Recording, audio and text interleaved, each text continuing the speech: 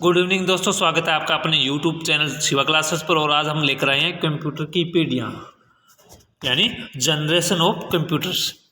इसके जो भी मोस्ट इंपॉर्टेंट क्वेश्चन है उनका हम डिस्कस करेंगे, तो वीडियो शुरू से लेकर अंत तक ध्यान से देखना। और लास्ट में मैं आपसे क्वेश्चन पूछूंगा जिसका आंसर आपको कमेंट बॉक्स में देना है। चैनल को लाइक करें, शेयर करें। जो भी चैनल पे नए हैं वो चैनल को सब्सक्राइब करके बेल आइकन घंटे पे क्लिक करें, ताकि जो भी नोटिफिकेशन होते हैं हमारे आपको मिलते रहेंगे। तो शुरू करते हैं। सबसे पहले यह स्टडी रिविजन से।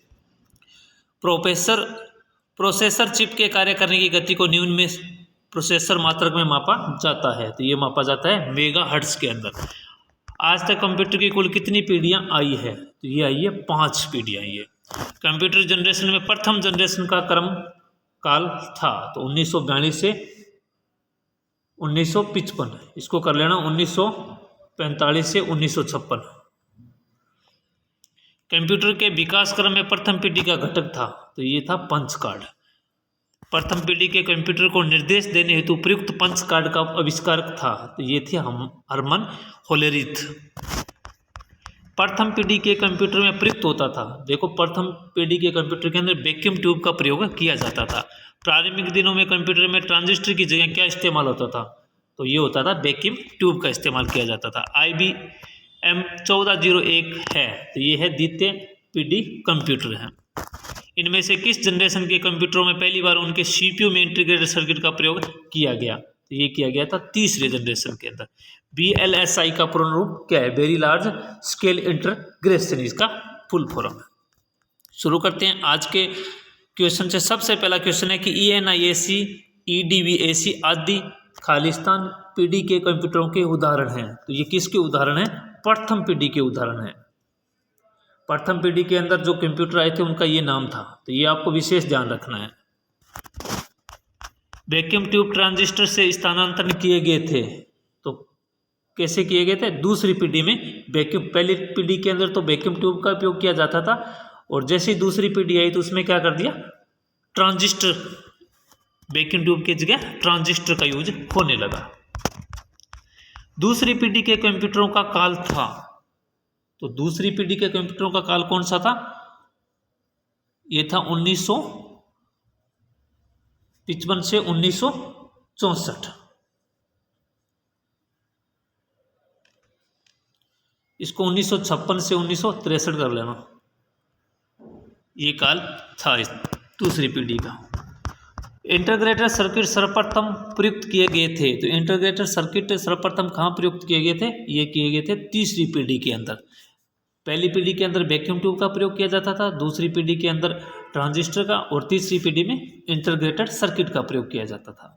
IBM 360 और IBM 370 कंप्यूटर से संबंधित है तो ये है तीसरी पीढ़ी से।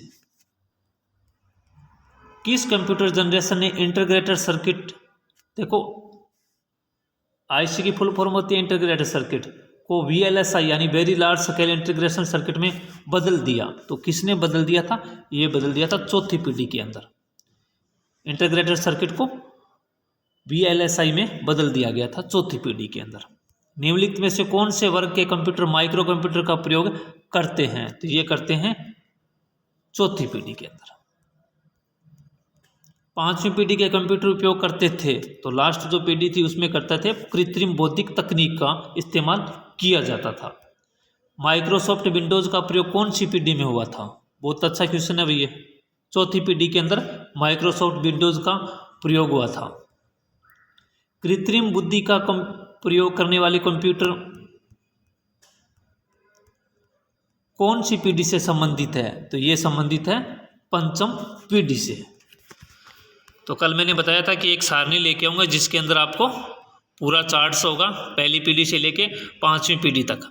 तो इस चार्ट से हम याद करेंगे तो पूरा चार्ट अपने को याद हो जाएगा, जिससे परीक्षा के अंदर एक क्वेश्चन जरूर आता है इससे रिलेटेड। तो पहली पीढ़ी के अंदर देखो मैंने बताया था ना, ये भी आपको याद रखने हैं। ये कंप्यूटर के नाम है ENIAC और दूसरा है EDVAC। IBM 701 देख के भी क्वेश्चन पूछ सकता है। इसका काल कौन सा था? 1945 से 1956 था।